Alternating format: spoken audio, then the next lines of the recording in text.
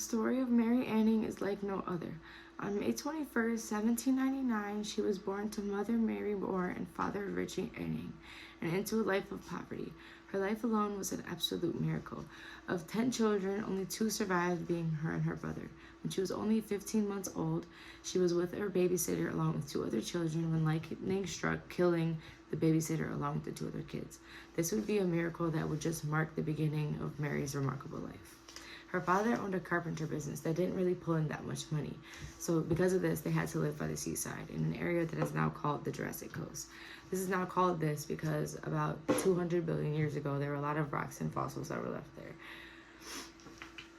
Her brother, her father, and her would often go look at these fossils and look for some because her father had a fascination with them.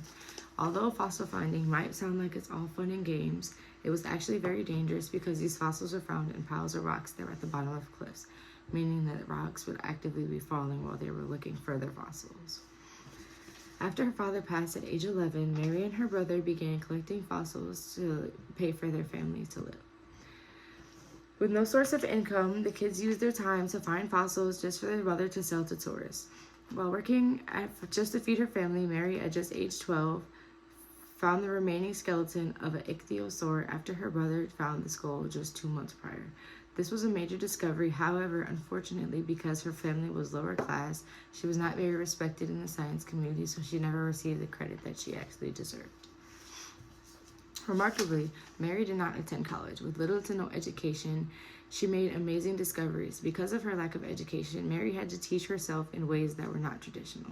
She used science to prove her skills and knowledge, but she began reading plenty of scientific papers and finding out more about anatomy. She began to become an expert on removing fossilized bone from rock and then reconstructing these skeletons.